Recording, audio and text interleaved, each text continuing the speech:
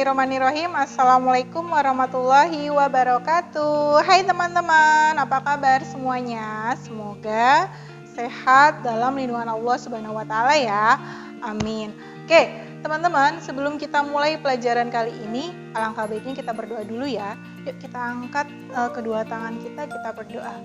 Bismillahirrahmanirrahim. Rabbi zidni ilma warzuqni fahma. Amin.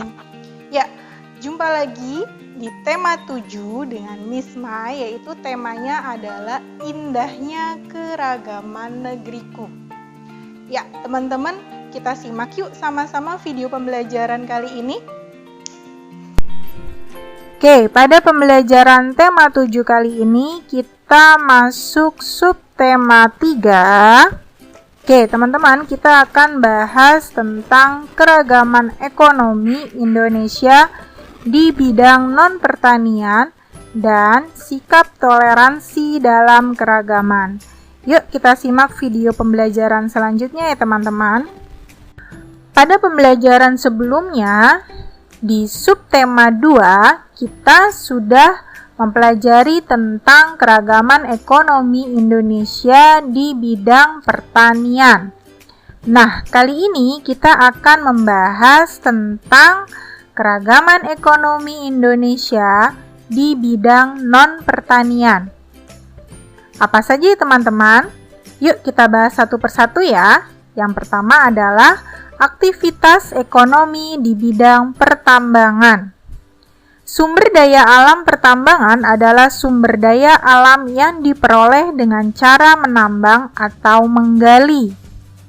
Hasil pertambangan berupa, yaitu yang pertama, barang tambang migas atau minyak dan gas, seperti minyak bumi dan gas alam.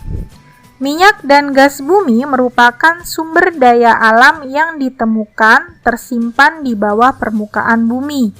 Ada yang berbentuk zat cair dan juga zat gas. Secara detail, minyak dan gas bumi terdapat di perut bumi. Nah, teman-teman bisa lihat pada gambar di slide ya. Itu merupakan gambar tambang migas. Nah, sekarang yang kedua, yaitu barang tambang non-migas.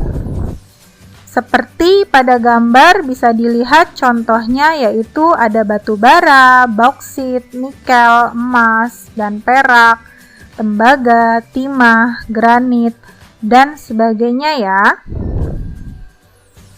Selanjutnya yang kedua yaitu aktivitas ekonomi di bidang industri.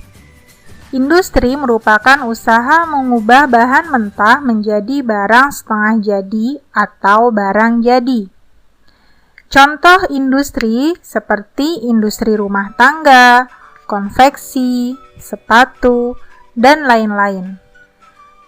Pada gambar di slide merupakan contoh industri konveksi ya teman-teman.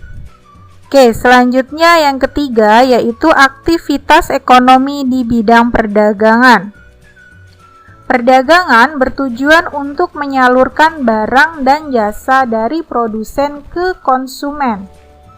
Barang perdagangan dapat berupa hasil pertanian, peternakan, dan perikanan. Nah, teman-teman bisa lihat pada gambar di slide merupakan contoh perdagangan yang dilakukan di pasar tradisional ya. Aktivitas ekonomi yang keempat yaitu di bidang jasa. Aktivitas di bidang jasa merupakan kegiatan pelayanan terhadap masyarakat untuk memenuhi kebutuhan hidupnya.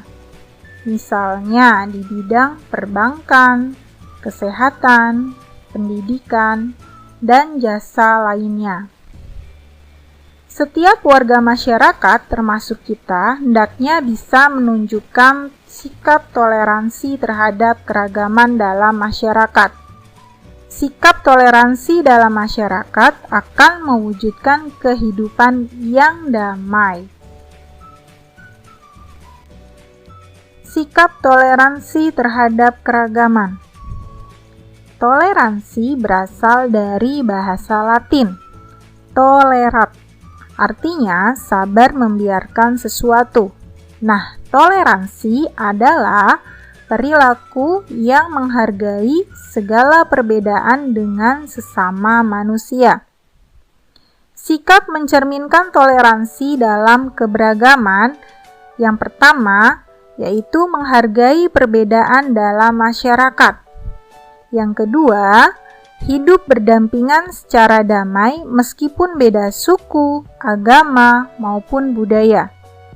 Dan yang ketiga, berinteraksi dengan baik walaupun berbeda suku, agama, dan budaya ya teman-teman. Berikut merupakan bentuk sikap toleransi terhadap keragaman agama, suku, budaya, dan gender. Oke, yang pertama yaitu toleransi dalam keragaman beragama.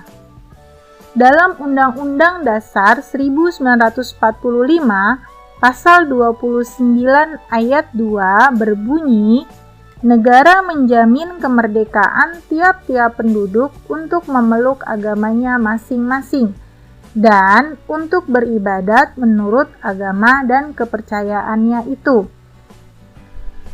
Contoh sikap toleransi beragama antara lain yang pertama yaitu tidak menghina agama yang diyakini orang lain.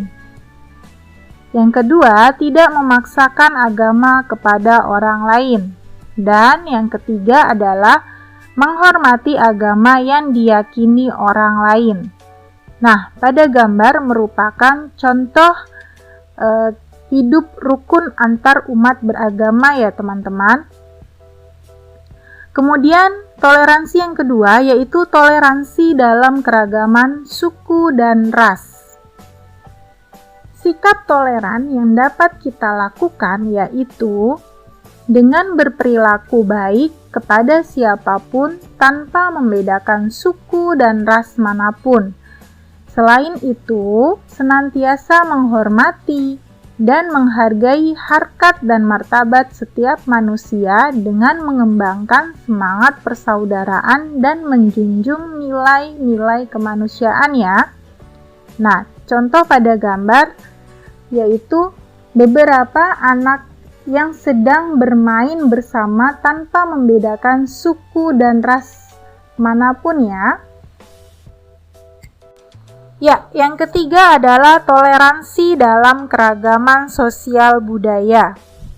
Kita harus menghormati, melestarikan, dan mengembangkan berbagai bentuk warisan sosial dan budaya Indonesia. Lalu bagaimana ya teman-teman cara mempertahankan keanekaragaman sosial budaya? Ya, yang pertama caranya kita bangga terhadap kebudayaan dalam negeri. Yang kedua, menyaring budaya asing yang masuk ke Indonesia. Dan yang terakhir adalah menghargai hasil kebudayaan suku bangsa lain.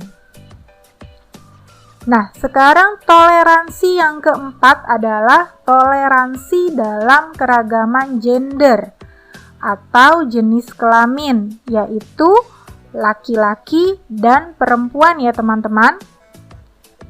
Setiap manusia memiliki hak, kewajiban, dan tanggung jawab yang sama. Contoh sikap kesetaraan antara laki-laki dan perempuan yang pertama yaitu memberikan hak yang sama antara laki-laki dan perempuan. Misalnya, perempuan memiliki hak yang sama untuk mendapatkan pendidikan tinggi. Atau misalnya di sekolah, siswa perempuan mendapatkan hak yang sama untuk menjadi calon ketua kelas. Kemudian yang kedua yaitu tolong-menolong tanpa membedakan jenis kelamin ya. Ya, teman-teman tadi sudah menyimak video penjelasan dari Miss Mai. Semoga apa yang Miss Mai sampaikan kalian memahaminya dan bermanfaat ya. Oke, untuk tugas kali ini adalah tuliskan 5 sikap toleransi terhadap keragaman yang pernah kamu lakukan ya. Jangan lupa tugasnya dikerjakan di buku tulis dan kirimkan ke guru kelasnya masing-masing ya. Oke, selamat mengerjakan, tetap semangat belajar dari rumah, jaga imun dan jaga iman ya teman-teman. Ya, teman-teman, tadi kalian sudah menyimak video pembelajaran yang Miss Mai sampaikan sampai selesai. Semoga bermanfaat bagi kita semua ya. Yuk, sebelum kita tutup, alangkah baiknya kita membaca doa kafaratul majelis ya. Subhanaka Allahumma wa bihamdika asyhadu an la ilaha illa anta astaghfiruka wa atubu ilaik. Amin. Ya, teman-teman, terima kasih ya semuanya atas perhatiannya yang sudah menonton video pembelajaran kali ini. Sampai jumpa di pembelajaran berikutnya. Terima kasih. Wassalamualaikum warahmatullahi wabarakatuh.